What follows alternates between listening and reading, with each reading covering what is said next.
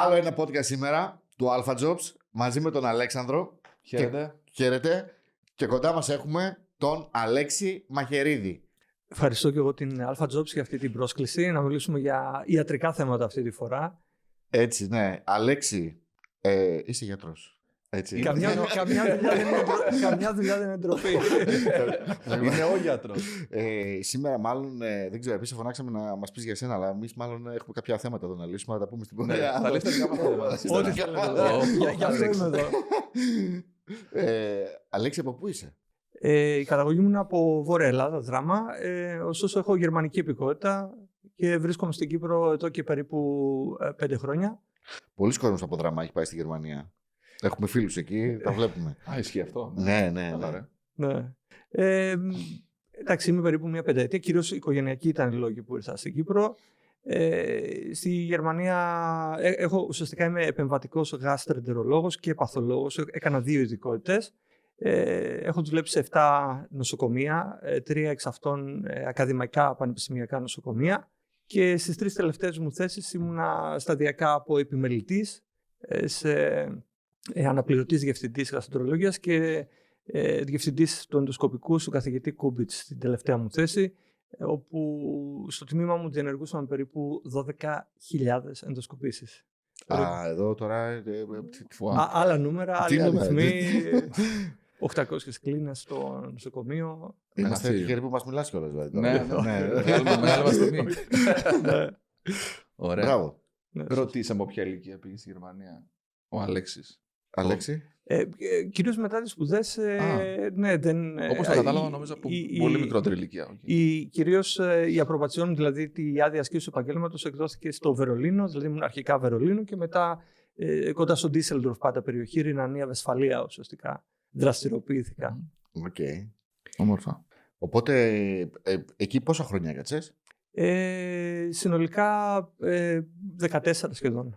14. 14 συναπτά έτη, ενώ ειδικότητες. Δηλαδή ξεκίνησα την παθολογία, μετά την παθολογία παράλληλα έτρεξα, ενώ είχα γίνει ήδη επιμελητής παθολογίας, την γαστροεντερολογία και μετά μεταξελίχθηκε στην επεμβατική γαστροεντερολογία. Τώρα ίσως είναι περίεργοι ορισμοί αυτό, γαστροεντερολόγος, επεμβατικός, μπορούμε να τα διευκρινίσουμε όλα, ό,τι θέλετε. Ναι, όχι, θα μας πεις λίγο και τη διαφορά τους, γιατί και ο κόσμος δεν καταλαβαίνει. Δεν καταλαβαίνει. Κάποιοι καταλαβαίνουν. Εγώ δεν καταλαβαίνω, ας πούμε, ποια διαφορά. Ουσιαστικά, ένας γαστροεντερολόγος ουσιαστικά διενεργεί ενδοσκοπήσεις. Δηλαδή, γαστροσκόπηση, κολονοσκόπηση, αυτά που γνωρίζουμε.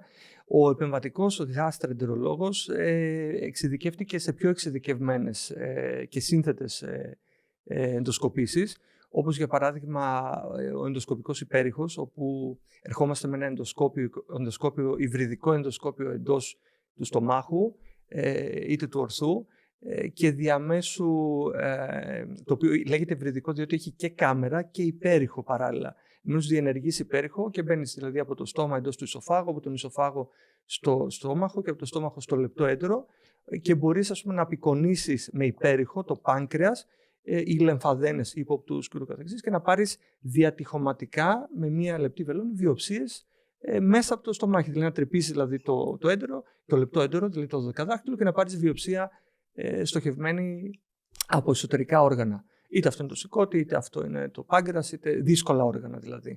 Αλέξη, αφού πιάνουμε αυτή την περιοχή, πότε κρίνει απαραίτητη μια τέτοια εξέταση?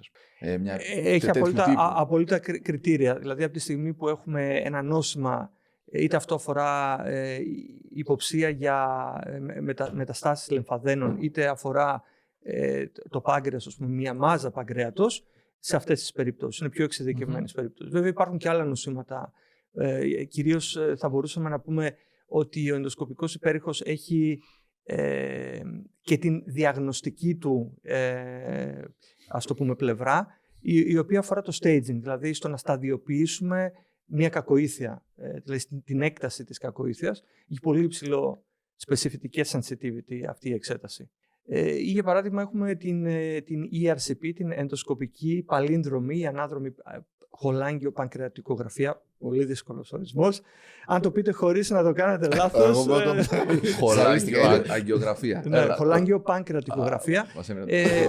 Ουσιαστικά τι γίνεται. Μπορεί για κάποιο λόγο ή λόγους το κεντρικό σωληνάκι που παράγεται η χολή στο σηκώτη να αποφράξει είτε από πέτρες, λίθους, είτε από μία μάζα, μία κακοήθεια για παράδειγμα, είτε άλλες αιτιολογίες, φλεγμονώδεις αιτιολογίες, και εμείς να μπούμε πάλι από μέσα, ώστε να τοποθετήσουμε κάποιο stand εκεί εσωτερικά, ώστε να ανοίξουμε αυτό το σωληνάκι, ώστε να ξανατρέχει η χολή, δηλαδή αυτό το κυτρινοπράσινο υγρό που παράγεται στο σηκώτη, εντός του 12δακτύλου. Συνήθως οι ασθενείς αυτοί που έχουν απόφραξη έχουν και τα συμπτώματα της απόφραξης, όπως είναι ο ίκτερος, δηλαδή το κυτρίνισμα του δέρματος, τα μάτια, φαγούρα στο δέρμα, αποχρωματισμό των κοπράνων, τα ούρα γίνονται πολύ σκουρόχρωμα, μαύρα σχεδόν. Επομένως υπάρχουν πάλι Αυτό ορίζει, ας πούμε, αν θέλουμε να ξεκαθαρίσουμε τι είναι ο απλός γαστρεντερολόγος και ο επεμβατικός. Επίσης υπάρχουν και άλλες εξετάσεις, πιο εξειδικευμένες, ας το πούμε, πρακτικές, όπως η ενδοσκοπική μικροχειρουργική, δηλαδή στο να αφαιρέσεις ένα πολύ μεγάλο πολύποδα προκαρκινικό ή ακόμη και καρκίνο σε πολύ πρώιμο στάδιο, είτε από το στομάχι είτε από το έντερο, από μέσα, ενδοσκοπικά δηλαδή, χωρίς χειρουργείο. Μιλάμε όμως για περιπτώσεις οι οποίες ανεβρίσκονται σε πολύ πρώιμο στάδιο, δηλαδή τάφαινα α, αν μιλάμε συγκεκριμένα για τον καρκίνο αυτή τη στιγμή. Γιατρά, αναφέρεις ενδοσκοπικά, αυτή η τεχνολογία, η ενδοσκοπική τεχνολογία, σωστά, πόσα χρόνια ουσιαστικά εφαρμόζεται στην ιατρική? Διότι παλαιότερα ήταν το χειρουργείο που λέμε, σωστά. Ναι, πολύ καλή ερώτηση. Και σε κόβει. Ναι. Τώρα εξήγησέ μας και τι σημαίνει. Ναι, βέβαια. Ο ενδοσκοπικός υπέρηχος εφαρμόζεται περίπου τα τελευταία 20 χρόνια. Σκεφτείτε ότι πρόσφατα είδα μία ανάρτηση από Ελλάδα, από ένα νοσοκομείο ογκολογικό πρωτίστως στην Αθήνα. Δεν ξέρω αν πρέπει να αναφέρω, μπορώ να αναφέρω και το όνομα. Μεταξά, ας πούμε, όπου διενέργησαν τώρα το πρώτο ενδοσκοπικό υπέρηχο με βιοψία, ας πούμε, και ανακοινώθηκε ευρέως, ας πούμε, στα media. Ενώ σκεφτείτε ότι αρκετά χρόνια στη Γερμανία διενεργούμε αυτές τις πρακτικές όσον αφορά την τεχνολογία και φυσικά είναι εξειδικευμένες εξετάσεις, πολύ απαιτητικές και θέλουν, δηλαδή πέραν της τεχνολογίας, που είναι πολύ ακριβή τεχνολογία, χρειάζονται και ανθρώπους που μπορεί να διενεργήσουν αυτές τις πρακτικές. Οπότε θέλει και την κατάλληλη εμπειρία, ας πούμε, και προϋπηρεσία σε αυτό το πράγμα. Ακριβώς, ναι. Εξειδικεύσεις, εμπειρία, και αρχίζεις σταδιακά, ας πούμε, να μαθαίνεις αυτές τις τεχνικές. Άρα για να ακόμα και την τεχνολογία να έχεις, θα πρέπει να πας ίσως στο εξωτερικό, από ό,τι αντιλαμβάνομαι τώρα. Στις πλήσεις των περιπτώσεων, σκεφτείτε, μέχρι πρότινος υπήρχε μόνο ένα στην Κύπρο που μπορούσε να διενεργήσει κάτι τέτοιο, δηλαδή μια τέτοια ενδοσκοπική πράξη. Τώρα πλέον με τα καθήκοντα που αναλαμβάνω από 1η Πέμπτου το 26 Μαΐου, σαν διευθυντή στο German Medical Institute, στον Άγιο Αθανάσιο, μετά από... μετά από αρκετές συζητήσεις που είχαμε με τον καθηγητή τον Ζαμπόγλου, ο οποίος είναι εξαιρετικός, ας πούμε, και αυτός από Γερμανία, αγοράστηκε το μηχάνημα, δηλαδή επενδύσανε το γερμανικό ογκολογικό παλαιότερα, γιατί πλέον μετονομάστηκε σε German Medical Institute, δηλαδή Ινστιτούτο πλέον, γιατί αφορά κυρίως ένα νοσοκομείο υπερσύγχρονο, το οποίο καλύπτει ένα τεράστιο φάσμα, ας πούμε, και όχι μόνο γαστρεντερολογίας, αλλά και εξειδικευμένων εξετάσεων. Και πολύ πρόσφατα είναι το πρώτο κέντρο στην Κύπρο που θα διενεργούνται και οι μεταμοσχεύσεις μυελού οστών. Ναι. Δηλαδή έχουν πλέον και την άδεια. Ναι. Άρα το νησί κάνει upgrade. Σίγουρα κάνει upgrade. Και νομίζω ίσως και στην ευρύτερη περιοχή νομίζω αποτελεί ένα από τα πολύ δυνατά και γνωστά κέντρα αναφοράς και για ογκολογικά και μη περιστατικά. Ωραία, πολύ καλά. Αντιλαμβανόμαστε κι εμείς, έτσι που δεν είμαστε και του χώρου, ότι ακούμε, ανοίγει μια κλινική εδώ, ανοίγει κάτι εκεί, δηλαδή προσπαθεί και η κυβέρνηση μάλλον να προσελκύσει τέτοιες επενδύσεις, από ό,τι αντιλαμβάνομαι, χωρίς να ξέρω.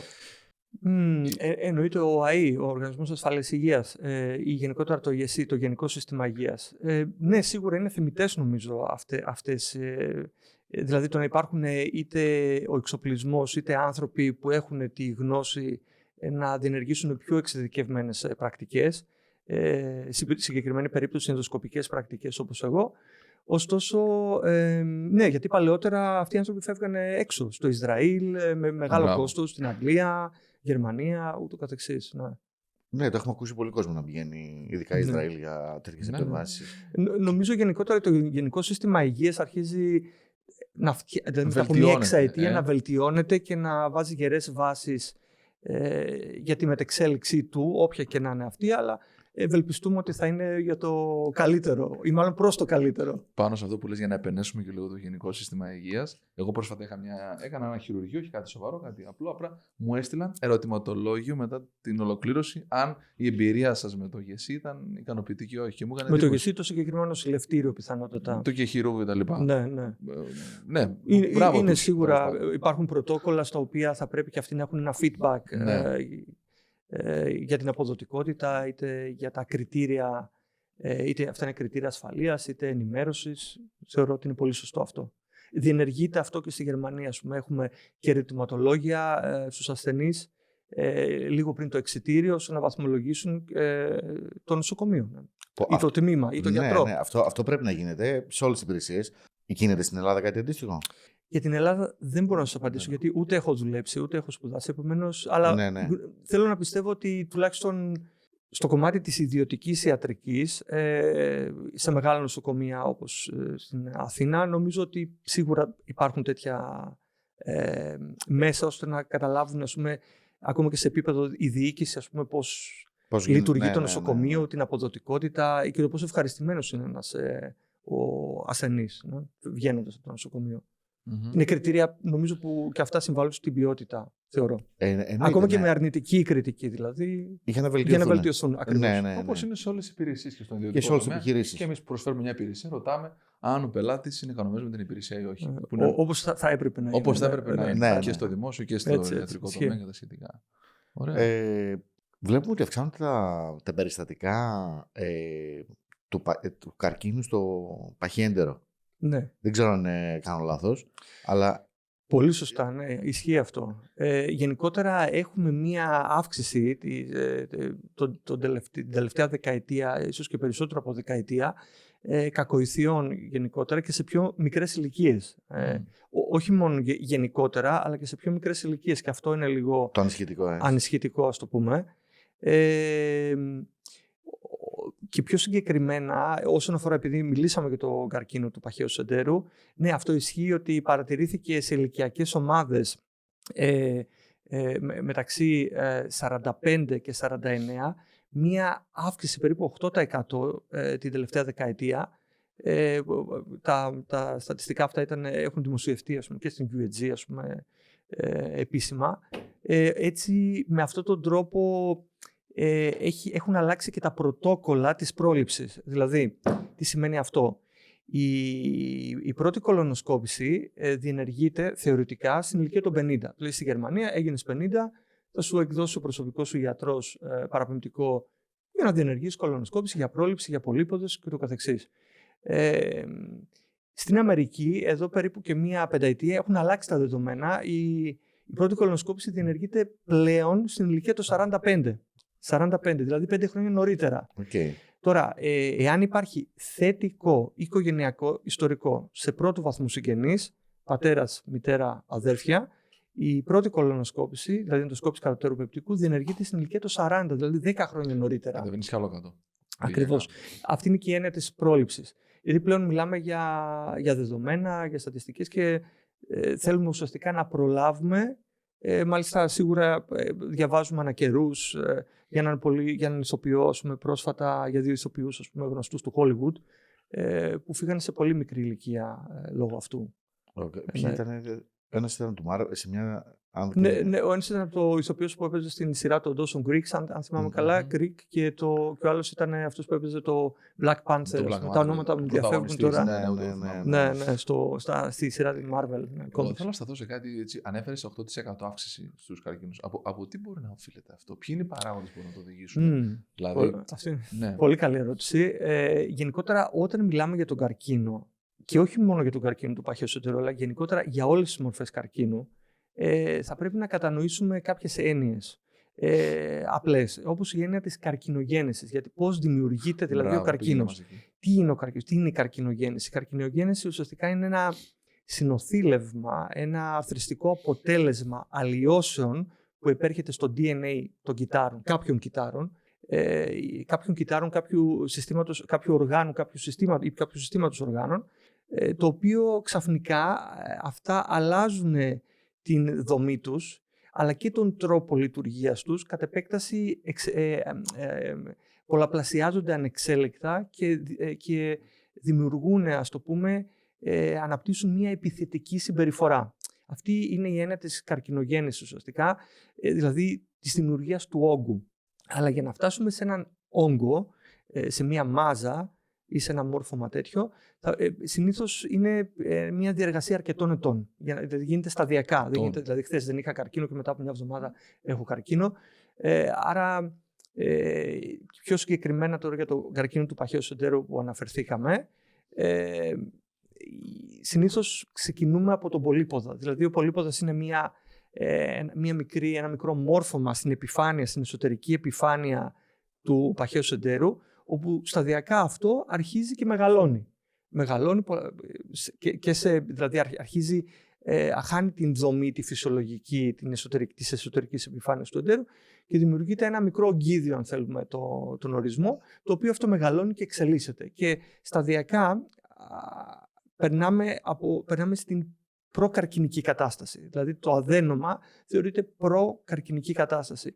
Και ξεκινάει με χαμηλόβαθμη δυσπλασία, μετά από κάποια χρόνια γίνεται υψηλόβαθμη δυσπλασία. Η δυσπλασία είναι αυτή η αλλίωση των κυτάρων που βλέπουμε κάτω από το μικροσκόπιο και εν συνεχεία φτάνουμε σε επιφανειακό καρκίνο, που μέχρι και σε εκείνο το στάδιο εμείς μπορούμε να επέμβουμε, ενώ ενδοσκοπικά και να το θεραπεύσουμε.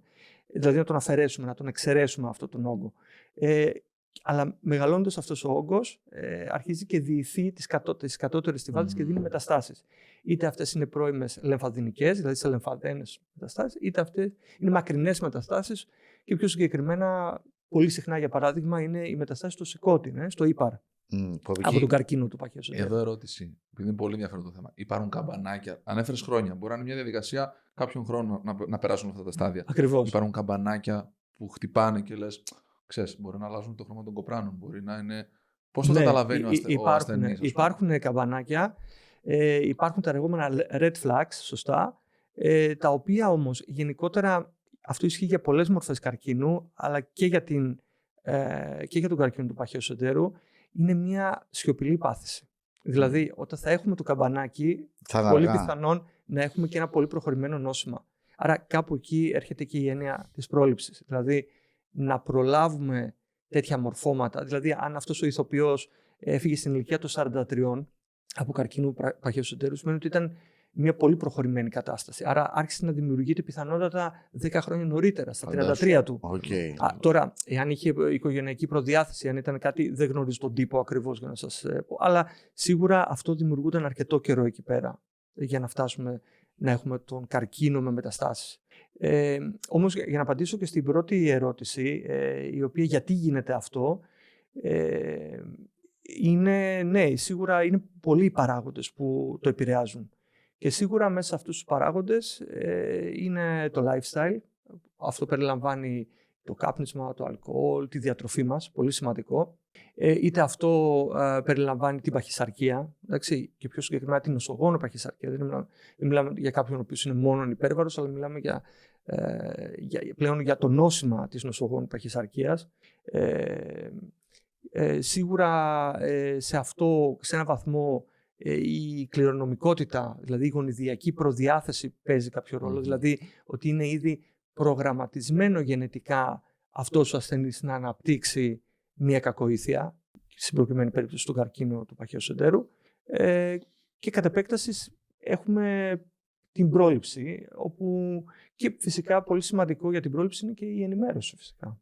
Δηλαδή να γνωρίζει ο κόσμος πότε πρέπει να κάνει μια κολονοσκόπηση, γιατί πρέπει να κάνει αυτή την κολονοσκόπηση, τι περιλαμβάνει η κολονοσκόπηση ή η κάθε ενδοσκόπηση γαστρεντερικού, πώς διενεργείται και ούτω καθεξής. Δηλαδή χρειάζονται περισσότερες πληροφορίες και ενημέρωση, θεωρώ. Okay. Η οποία ξεκινάει φυσικά και από τον πρωτογενή τομέα, ας το πούμε, από τον gatekeeper του συστήματος υγείας, ενός συστήματος υγείας, όπως είναι ο προσωπικός γιατρός. Μπορεί κάποιος μέσω ΓΕΣΥ να κάνει προληπτικές εξετάσεις? Ναι, υπάρχει δυστυχώς, για παράδειγμα, όσον αφορά τον καρκίνο του μαστού στις γυναίκες και το τεστ PAP, για κάποιο λόγο έχει γίνει δυστυχώς αναδιετία αυτή η εξέταση, ενώ συνιστάται κάθε χρόνο. Για την κολονοσκόπηση, από 1η Πρώτου το 2026 ξεκίνησε το Εθνικό Παγκύπριο, αν θέλουμε, πρόγραμμα screening για τον καρκίνο του παχαίου εντερού, το οποίο περιλαμβάνει το λεγόμενο FIT. Το FIT είναι μια εξέταση κοπράνων, Fecal Immunochemical Testing, δηλαδή είναι μια εξέταση κοπράνων όπου εκεί μπορεί να αναγνωριστούν στοιχεία αίματος, δηλαδή αιμοσφαιρίνης, ας το πούμε σε αυτά. Που δεν φαίνεται με γυμνομάτι. Που δεν φαίνεται με γυμνομάτι, ακριβώς, το οποίο θα οθήσουν έναν προσωπικό γιατρό ή τον ίδιο τον ασθενή, ας πούμε, αν είναι ενημερωμένος, για να διενεργηθεί μια κολονοσκόπηση. Στην Ευρώπη τουλάχιστον, Γερμανία, Ελβετία, Αυστρία και Γερμανία από πού, η ηλικία των 50 είναι η πρώτη ηλικία που πρέπει να διενεργηθεί η πρώτη κολονοσκόπηση. Θα έπρεπε να διενεργηθεί, όπου τα έξοδα καλύπτονται. Δηλαδή, γενικότερα ένα σύστημα υγείας σκέφτεται και με γνώμονα τα οικονομικά. Άρα, γιατί στην Αμερική διενεργείται η πρώτη κολονοσκόπηση στα 45? Γιατί σε ένα σύστημα υγείας ο ογκολογικός ασθενής κοστίζει αφάνταστα πολύ. Δηλαδή, από τη στιγμή που έχουμε έναν ασθενή που έχει μια κακοήθεια, χημειοθεραπείες, μαγνητικές, αξονικές, βιοψίες, χειρουργία, ανάρρωση, έχει τρομερό κόστος. Ενώ η πρόληψη long term κοστίζει λιγότερο σε ένα σύστημα υγείας. Και θεωρώ ήταν ένας από τους βασικούς παράγοντες όπου άλλαξαν και οι κατευθυντήριες οδηγίες, οι οποίες πολύ πιθανόν να αλλάξουν και στην Ευρώπη στα επόμενα χρόνια, από ό,τι μου λένε φίλοι μου, που είναι και μέσα στα guidelines. Απλά μιλάμε για τα δεδομένα Κύπρου για να καταλάβουμε. Αν κάνεις αυτό το τεστ των κοπράνων και βγει θετικό, μπορείς να διενεργήσεις κολονοσκόπηση.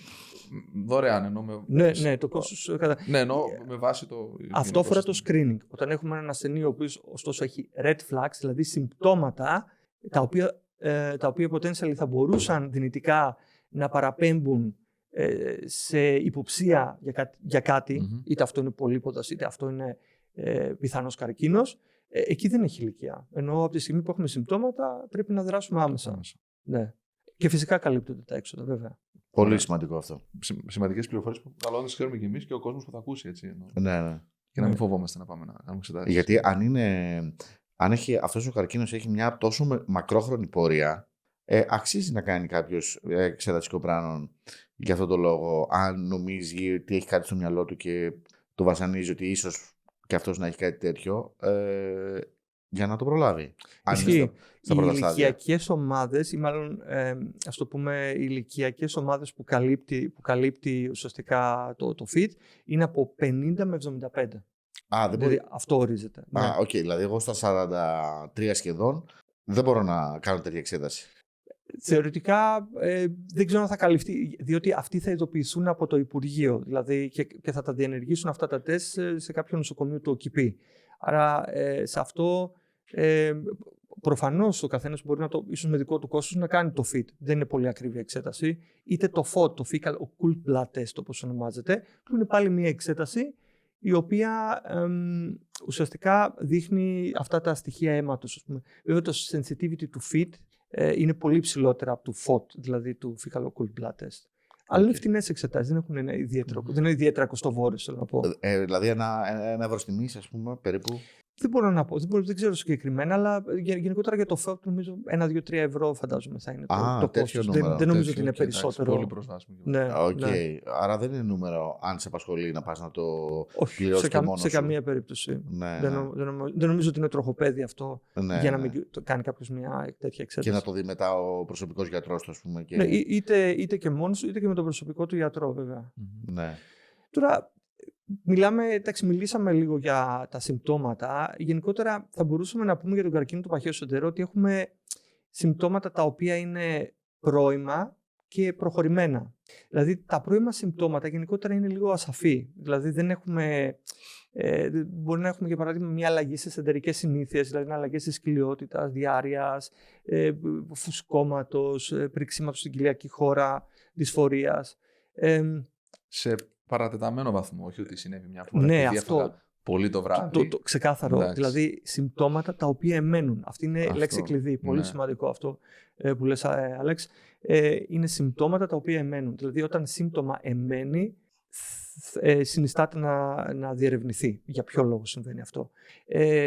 Ή μια ανεμία, για παράδειγμα. Δηλαδή, ο χαμηλός αριθμός ερυθροκυτάρων στο αίμα, ή μια υπόχρωμη μικροκυταρική ανεμία ή λεγόμενη σιδηροπενική ανεμία, όπως λέω πάντα, και σε άλλες συνεντεύξεις κτλ., ότι δεν αποτελεί διάγνωση. Δηλαδή, έχω μια ανεμία, δίνω σίδηρο και το καλύψαμε. Είναι σύμπτωμα. Δηλαδή, είναι σαν να έχω ένα λάστιχο το οποίο έχει μια τρύπα. Βάζω αέρα, φεύγει ο αέρας. Βάζω αέρα, φεύγει αέρας. Το πρόβλημα δεν είναι ούτε το λάστιχο ούτε ο αέρας. Το πρόβλημα είναι η τρύπα. Δηλαδή, να βρεις την τρύπα που χάνεται. Να το γεμίσεις, αλλά παράλληλα πρέπει να βρεις και το λόγο που φεύγει. Ακριβώς. Ναι. Δηλαδή, να δεις πού οφείλεται αυτή η ανεμία, η οποία μπορεί να έχει πολλούς παράγοντες, όχι μόνο καρκίνο φυσικά. Δηλαδή, σε μια νεαρή κοπέλα είναι υπερμενόρια, δηλαδή έχει πολύ έντονη αιμορραγία κατά την έμνο-ρίση. Αν είναι κάποιος άλλος ηλικιωμένος, υπάρχουν κάποια άλλα στοιχεία που θα μπορούσαν να συνηγορούν, για παράδειγμα, για κάποιο αιματολογικό νόσημα, είτε μυελοδυσπλαστικό σύνδρομο, είτε κάποια λευχαιμία, για παράδειγμα, ή είναι κάποιο σύνδρομο της απορρόφησης, δηλαδή λαμβάνει σίδηρο, τρώει κόκκινο κρέας ο ασθενής, λαμβάνει σίδηρο, αλλά δεν ανεβαίνει για κάποιο λόγο. Είναι κάποια κοιλιοκάκη. Η κοιλιοκάκη είναι ένα αυτοάνωσο νόσημα που αφορά το λεπτό έντερο κυρίως, όπου έχει αυτά τα συμπτώματα πάλι έτσι, με φούσκωμα, διάρειες, απώλεια βάρους κτλ. Από την άλλη έχουμε συμπτώματα που είναι προχωρημένα, δηλαδή αίμα στα κόπρανα, για παράδειγμα. Δηλαδή, κατά την αφόδευση, βλέπεις κόκκινο αίμα, από πού έρχεται αυτό. Αρκεί να μην έχει φάει παντζάρι νωρίτερα και μπερδευτεί. Θα μπορούσε. Στα ώρα τουλάχιστον. Ναι, θα μπορούσε αυτό, δηλαδή είναι κάτι διατροφικό, αλλά σίγουρα η απώλεια βάρους, η κόπωση, η αδυναμία, καταβολή, δηλαδή αυτά είναι πιο... Όπως και συμπτώματα, ας πούμε, δεν είναι λίγες οι φορές που ανεβρίσκουμε ένα καρκίνο παχαίου εντέρου με συμπτώματα απόφραξης. Δηλαδή, ο ασθενής έχει ξαφνικά ένα πολύ δυνατό πόνο, αρχίζει να κάνει εμετούς, ναυτία εμετούς και διαγνώσκουμε ουσιαστικά μία απόφραξη, δηλαδή έχει κλείσει τελείως το έντρο, έχει αποφράξει από τον όγκο, από τη μάζα και κατ' επέκταση μπορεί να κάνει ακόμα εμετό και κοπρανώδες περιεχόμενο, δηλαδή να γυρίσουν όλα. Και αυτό δημιουργεί και ύκτερο, σωστά. Και ο ύκτερο δημιουργεί αυτή η απόφραξη πολλές φορές. Με το κυτρίνισμα που λέμε, απόφραξη, ναι, αν το νόσημα είναι τόσο προχωρημένο ώστε να έχουμε και υπατικές μεταστάσεις, δηλαδή όγκους στο σηκώτη, οι οποίες δυνητικά θα μπορούσαν να αποφράξουν και τον κοινό χολιδόχο, ναι, μπορεί να έχουμε και τέτοια συμπτώματα. Ναι. Αυτό από μόνο του μετά αν γίνει, νομίζω είναι πρόβλημα έτσι αλλιώς. Ενώ τώρα να κάνεις αυτό το εμετό, νομίζω ότι θα σου δημιουργήσει και άλλα προβλήματα. Ναι, σίγουρα αυτοί οι ασθενείς καταλήγουν στα επίγοντα νοσοκομείου. Ναι. Συνήθως είναι ηλικιωμένοι, ίσως παραμελημένοι ασθενείς ή δεν είχαν κάνει ποτέ πρόληψη. Δεν είναι απόλυτο ότι θα δώσει ξεκάθαρα συμπτώματα. Αλλά κατά βάση αυτό που οθεί τους ασθενείς για να το ψάξουν περισσότερο είναι τα πιο προχωρημένα συμπτώματα. Δηλαδή το να δουν, για παράδειγμα, το πιο χαρακτηριστικό αίμα στα κόπρανα. Αίμα στα κόπρανα, το οποίο, για παράδειγμα, δεν οφείλεται στο παντζάρι, αλλά ούτε σε κάποια αιμορροειδοπάθεια. Γιατί δεν είναι λίγες οι περιπτώσεις που έχω βρει, ας πούμε, για παράδειγμα, κατά τη διάρκεια μιας κολονοσκόπησης ένα καρκίνο, και μετά, όταν έρχομαι σε αυτή τη δυσμενή θέση να αναφέρω στον ασθενή και στην οικογένειά του για το νόσημα αυτό, μα εγώ νόμιζα ότι είναι οι αιμορροίδες, ότι είχα. Δηλαδή, μέχρι αποδείξεως του εναντίον, λέμε, θα μπορούσε να είναι το οτιδήποτε. Ειδικά πιο μεγάλες ηλικίες, άνω των 50 για παράδειγμα. Που ανέφερες έτσι, πάνω σε αυτό θέλω να ρωτήσω κάτι. Βλέπεις πολύ κόσμο κάθε μέρα. Σωστά, ναι, στο ιατρείο. αρκετό, ναι. Ποια είναι τα πιο σύνηθη περιστατικά, προβλήματα που αντιμετωπίζεις, ας πούμε? Γενικότερα, από τα πιο συχνά προβλήματα που βλέπω στην καθημερινότητά μου, σίγουρα είναι και αυτά που αναφέραμε, δηλαδή το να δούμε αίμα στα κόπρανα και αυτά. Ωστόσο, για παράδειγμα, η γαστροεσοφαγική παλινδρόμηση, η στοιχεία γαστροεσοφαγικής παλινδρόμησης είναι από τα συχνά συμπτώματα, ή για παράδειγμα το φούσκωμα, για παράδειγμα, δηλαδή διάταση της κοιλιακής χώρας, το πρίξιμο, όπως το ονομάζει ο ασθενής, δηλαδή δεν μπορώ να αναπνεύσω, και βλέπεις μια διατεταμένη κοιλιακή χώρα στην κλινική εξέταση, που ουσιαστικά οφείλεται σε μετεωρισμό, δηλαδή σε αέρια ουσιαστικά. Συνδέεται αυτό και με το στρες. Γιατί και εγώ παλαιότερα που θυμάμαι που πέρασα μια στρεσογόνα περίοδο, είχα αυτό το σύνδρομο του ευερέθιστου εντέρου, μου είπε ο γιατρός. Ναι. Που μου λέει: δεν μπορώ να το βασίσω κάπου. Απλά χαλάρωσε και δες το πώς θα πάει. Ναι. Και όντως εξαφανίστηκε. Στη δική μου περίπτωση. Ναι. Ναι, είναι από τα πιο συχνά νοσήματα, το σύνδρομο ευερέθιστου εντέρου, το οποίο ωστόσο έχει και κριτήρια. Το σύνδρομο ευερέθιστου εντέρου έχει 3 υποκατηγορίες. Το IBS, Irritable Bowel Syndrome, το σύνδρομο ευερέθιστου εντέρου, είναι η υποκατηγορία D, Diarrhea Type, διάρρεια. Η Type C, Constipation Type, δυσκολιότητα, 3-4 μέρες χωρίς τουαλέτα. Συνήθως είναι γυναίκες και συνήθως σε πιο μικρής ηλικίας. Και το Mixed Type, το οποίο είναι εναλλαγές στις ενέργειες. Διάρρεια, δυσκολιότητα, φούσκωμα, το Mixed Type όπως ονομάζεται. Υπάρχουν δείκτες, υπάρχουν κάποιες εξετάσεις που μπορούμε να διενεργήσουμε non-invasive, δηλαδή χωρίς κολονοσκόπηση, όπου προσωπικά δεν είναι απαραίτητο σε μια νεαρή κοπέλα στα 30-32 να διενεργήσει κολονοσκόπηση κατευθείαν, ή αν δεν έχει θετικό οικογενειακό ιστορικό ή άλλα red flags. Ένας πολύ καλός δείκτης σε αυτό, στο να διαφοροποιήσεις αν πρόκειται για κάτι φλεγμονώδες ή μη, είναι η καλπροτεκτίνη κοπράνων. Είναι δηλαδή μια εξέταση κοπράνων, ένα αντίσωμα δηλαδή στα κοπράνα, το οποίο είναι υψηλό σε φλεγμονώδη νοσήματα του εντέρου, όπως η νόσος του Κρόν ή η ελκώδης κολίτιδα. Είναι 2 χρόνια νοσήματα, είναι μια χρόνια φλεγμονή του παχαίου εντέρου και μη, διότι η ελκώδης κολίτιδα αφορά το παχύεντρο και μόνον. Ενώ η νόσος του Κρόν είναι ένα ιδιοπαθές φλεγμονώδης νόσημα που μπορεί να προσβάλλει όλα τα τμήματα του γαστρεντεροϊκού σωλήνα. Δηλαδή μπορούμε να έχουμε άφθες ή πληγές από το στόμα, τον ισοφάγο, το στομάχι, το λεπτό έντερο, το δεκαδάχτυλο, μέχρι και έλκει συνήθως στον τελικό ηλαιό, δηλαδή στο τελευταίο τμήμα του λεπτού εντέρου, στην ένωσή του με το παχύεντερο. Okay. Άρα σε αυτές τις περιπτώσεις, ναι, αν και εφόσον τα συμπτώματα εμένουν, καλό να γίνει μια βασική διερεύνηση. Ωστόσο το IBS συσχετίζεται κυρίως, αν θα θέλουμε να το κατατάξουμε στο 70% σε διατροφή, δηλαδή σε υδατάνθρακες βραχαίους αλυσίδος, ζάχαρα που δεν διασπώνται ή διασπώνται μερικώς, μέσα αυτά είναι η γλουτένη για παράδειγμα, και περίπου ένα 30% των περιπτώσεων ή σε συνδυασμό και με τη διατροφή είναι αυτό το brain-gut axis, το οποίο όταν αυτό στρεσάρεται επηρεάζει το δεύτερο εγκέφαλο, όπως ονομάζεται, το γαστρεντερικό μας. Ο δεύτερος εγκέφαλος. Απόλυτα.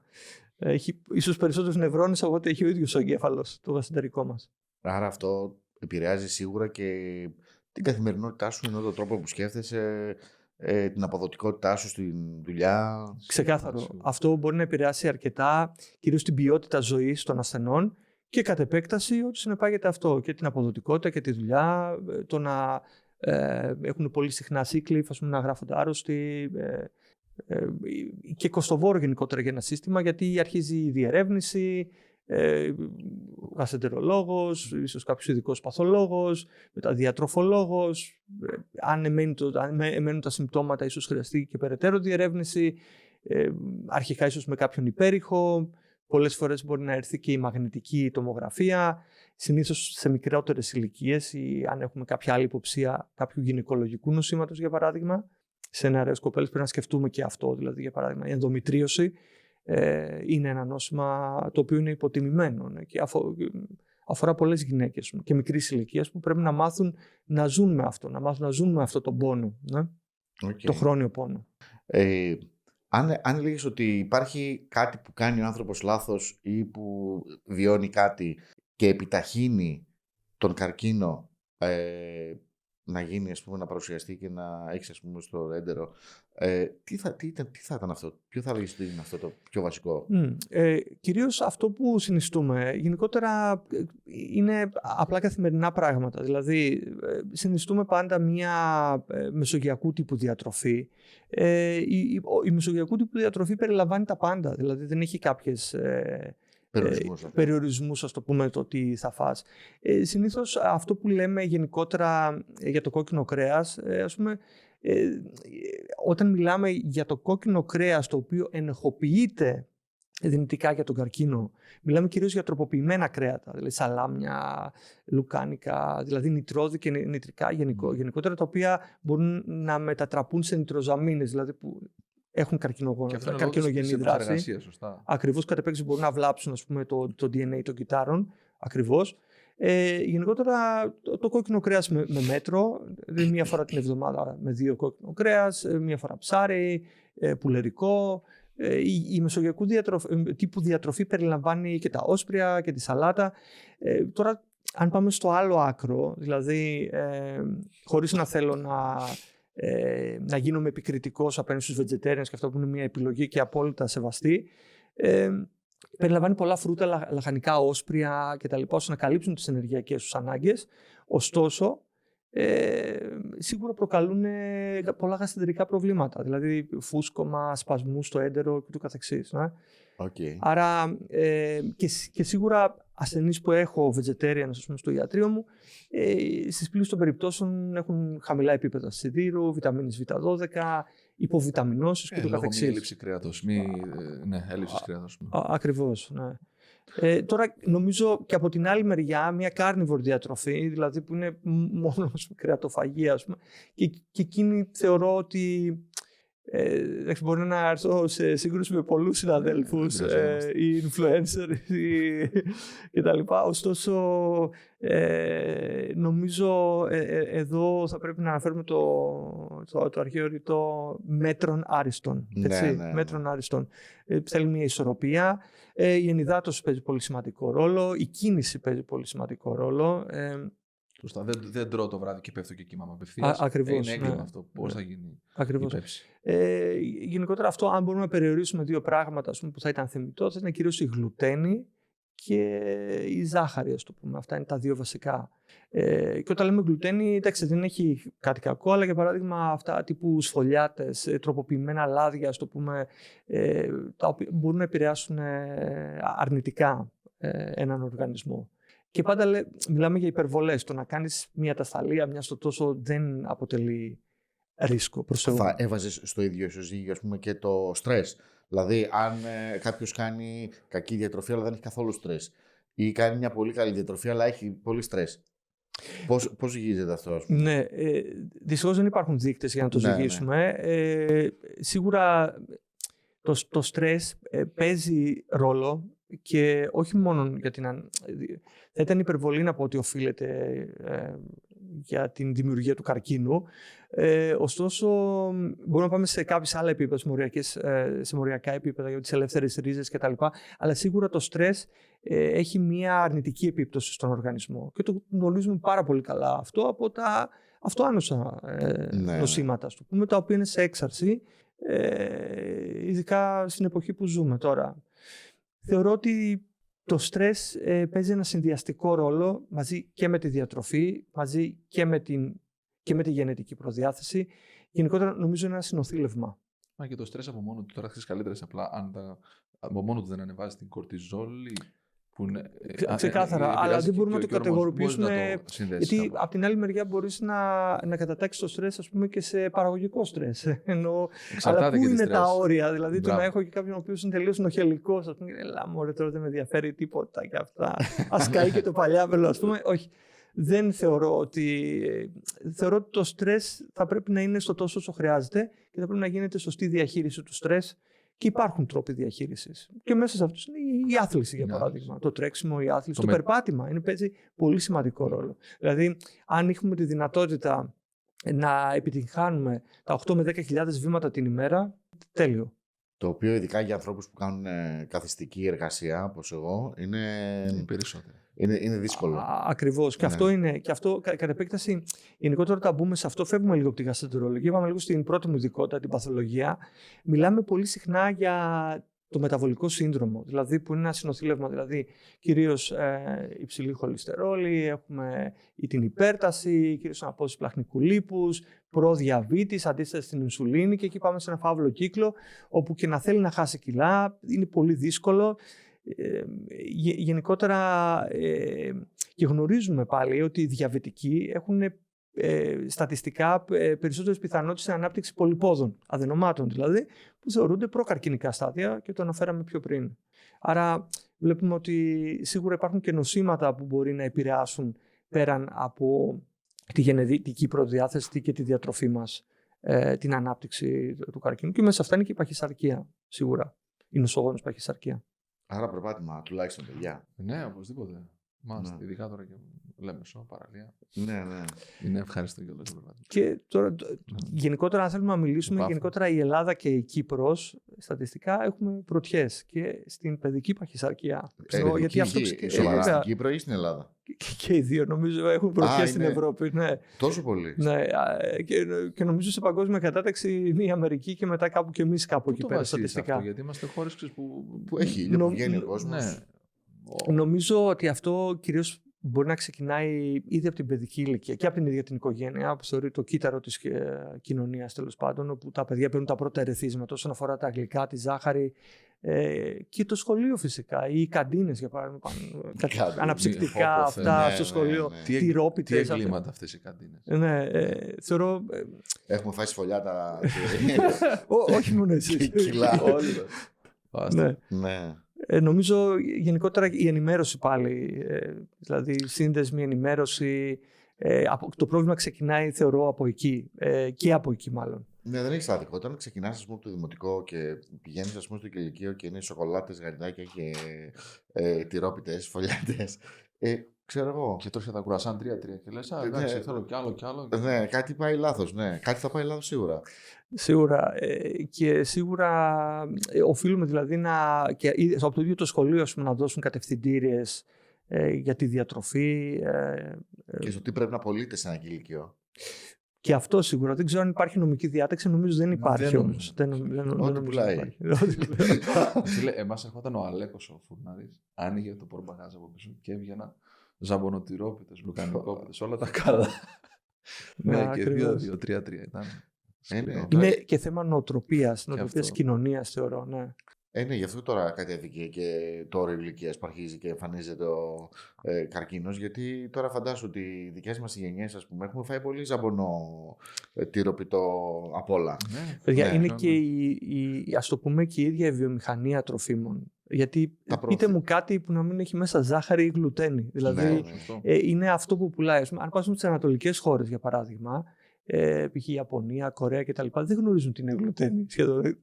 Ναι. Έχουν άλλους υδατάνους, το ρύζι για παράδειγμα. Αλλά θέλω να πω ότι η ίδια η βιομηχανία, δηλαδή το ίδιο το market, ας πούμε, δίνει έμφαση σε αυτά, ας πούμε, και πουλάνε αυτά που πρέπει να πουλήσουν.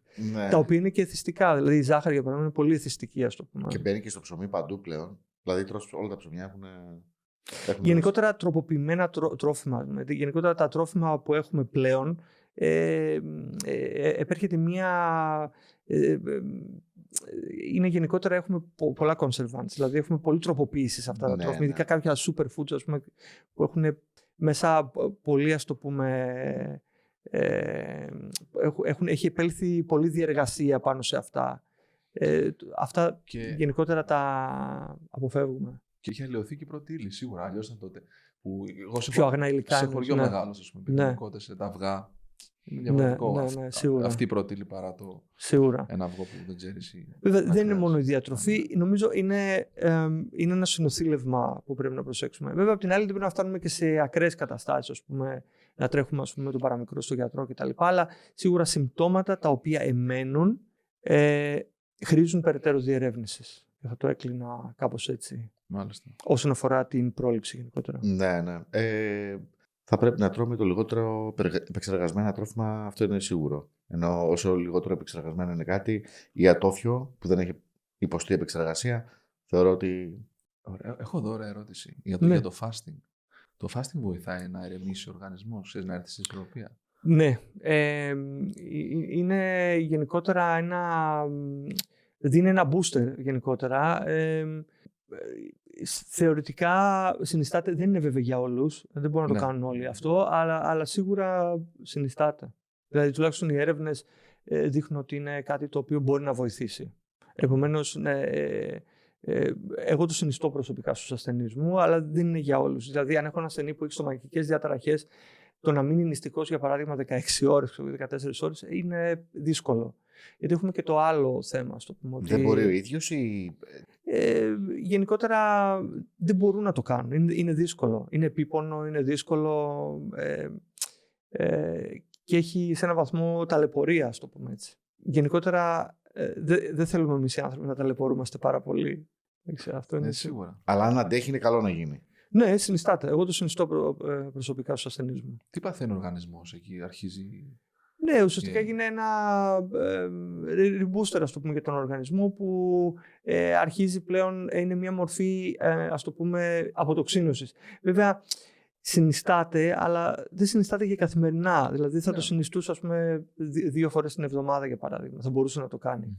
Ναι. Ναι, γιατί εγώ το έκανα κάποιες μαζεμένες μέρες και με ένα γεύμα. Ναι, και... Τίποτα. Ενώ. Μάλλον έβαλα και κιλά. Δεν ξέρω. Ήταν μεγάλο το γεύμα. Τρώγα μάλλον εκείνη την ώρα πάρα πολύ. Δεν ξέρω. Ναι. Το μπούκονα πολύ και δεν ξέρω. Ναι. Αλλά γενικότερα παλιότερα που έχω κάνει, ας πούμε, fasting άλλες περιόδους, ναι, με βοήθησε πολύ. Ναι, είναι. Και στο να χάσω κιλά. Γενικότερα θα πρέπει να υπέρθει ένα training στο μεταβολισμό, το οποίο θα αφορά όχι μόνο τη διατροφή, αλλά και την άσκηση, σε συνδυασμό πάντα. Ναι. Άρα είναι ένα συνδυασμός αυτών, ναι, η οποία θα αφορά και την αερόβια, αναερόβια, σίγουρα με τη διατροφή, σίγουρα πιο πρωτεϊνική, σίγουρα ίσως το να υπάρχει και κάποιο guiding, εννοώ από κλινικό διατροφολόγο, ειδικά στις αρχές, ώστε να δώσει τις σωστές βάσεις ώστε να συνεχίσει ο ασθενής, θα ήταν θεμιτό. Ένα σοκάρισμα στον οργανισμό. Δηλαδή, τώρα εγώ κάνω μεσογειακή διατροφή, αλλά ξέρω εγώ έχω γίνει διπλάσιος. Και θέλω, ας πούμε, κάπως να σοκάρω τον οργανισμό μου για κάποιο λόγο, γιατί πολλά βλέπω στο ίντερνετ κτλ. Και για ένα μήνα, ας πούμε, τρώω μόνο. Γίνομαι vegetarian. Ναι. Ας το πούμε έτσι. Δεν τρώω κρέας, δεν τρώω. Τρώω μόνο σταφύλια, ας πούμε. Ναι, σταφυλοθεραπεία που λένε. Κάτι άλλο με τα σταφύλια που. Αυτά είναι OK να γίνονται, να σοκάρεις εσύ τον οργανισμό σου. Είναι λίγο. Καλό θα είναι να γίνονται σταδιακά αυτά και όχι ξαφνικά. Γιατί τώρα ένας οργανισμός το οποίο θα τον μπουστάρεις με φρούτα και λαχανικά με τη μία, το πιο πιθανό σενάριο είναι να έχεις ένα τυμπανισμό. Γενικότερα δεν θεωρώ και πολύ υγιεινό αυτός που κάθεται το βράδυ, ας πούμε, μπροστά στη τηλεόραση και τρώει ένα μπολ τεράστιο σαλάτα, γιατί ενεργειακά δεν του προσφέρει πάρα πολλά, ας πούμε. Θα κάνει πολλά αέρια, είναι πολύ δύσπεπτη τροφή, ας πούμε, ειδικά το βράδυ. Θα υπάρχει φρουτολαχανικό στην καθημερινότητα με μέτρο. Όχι μόνο. Όχι μόνο. Εκτός αν είναι επιλογή. Δηλαδή, αν είναι επιλογή του κάποιου vegetarian, ας πούμε, vegan κτλ. Και είναι επιλογή του, η κάθε επιλογή είναι σεβαστή. Και έχει ένα τίμημα κάθε επιλογή. Έτσι. Σίγουρα. Κάθε επιλογή έχει τίμημα. Αλλά εμείς αυτό που συνιστούμε πάντα είναι μια μεσογειακού τύπου διατροφή, όπως το ορίζει η πυραμίδα που ξέρουμε. Δηλαδή. Γιατί η πυραμίδα τελευταία άλλαξε κι αυτή. σε ποιο κομμάτι? Κάτι στην Αμερική, νομίζω, εκεί ο δικός του οργανισμός εκεί άλλαξε την πυραμίδα και έχει βάλει πιο ψηλά το κρέας. Προτεραιότητα. Ναι. Γενικότερα για το κρέας, ξαναλέω, το κρέας είναι μια τροφή πολύ σημαντική, γιατί μας προσφέρει πάρα πολλά, δηλαδή ιχνοστοιχεία, σίδηρο κτλ. Όμως δεν θεωρώ ότι είναι και απόλυτα υγιεινό να τρώμε κάθε μέρα κρέας. Δηλαδή το να είναι 2 με 3 φορές την εβδομάδα θα ήταν ίσως τα όρια του ανεκτού. Γενικότερα το κρέας δεν θα δημιουργήσει τον καρκίνο, ή τουλάχιστον το μη επεξεργασμένο κρέας. Αλλά σίγουρα θα πρέπει να υπάρχει μέτρο. Επαναλαμβάνοντας αυτό που είπαμε πάρει πριν. μέτρων άριστο, ακόμα και εδώ παντού. όπως λέγανε και οι αρχαίοι Έλληνες. Νομίζω καλύψαν πάρα πολλά θέματα σε σχέση με το γαστεντερικό και τις εξειδικευμένες εξετάσεις. Ναι, μας άγχωζες λίγο. Εγώ θα πω την επαγρύπνηση, φίλε. Ναι, επαγρύπνηση, ναι. Να πάω να κάνω μια εξέταση, έτσι, το fit που είπες. Ναι, μήπως βρούμε κάτι. Μακάρι να μην βρούμε. Χάρηκα πάρα πολύ που σε γνώρισα. Και εγώ χάρηκα. Χάρηκαμε για την πολύ ωραία Και εγώ ευχαριστώ για αυτή την πρόσκληση για να μιλήσουμε για πολλά θέματα, αλλά κυρίως κέρια και ενδιαφέροντα θέματα για τον κόσμο. Ναι. Τους απασχολεί πολύ κόσμο τώρα αυτό το θέμα. Θα χαρούμε να σε ξαναδούμε από κοντά. Να μας πεις και όσο δεν είπαμε σήμερα, γιατί είμαι σίγουρος ότι έχεις πάρα πολλά να μας πεις. Τα περάσαμε από πάνω που λένε. Τα περάσαμε από πάνω τώρα, έτσι. Ναι. Δεν πήγαμε σε λεπτομέρειες. Έτσι. Ωραία. Σου ευχόμαστε κάθε καλό στην καριέρα σου. Ευχαριστώ πολύ, παιδιά, και για την πρόσκληση και για τη Εμείς. δυνατότητα να μιλήσουμε για τέτοια θέματα. Εμείς ευχαριστούμε. Εμείς ευχαριστούμε. Να είσαι καλά. Να είσαι καλά.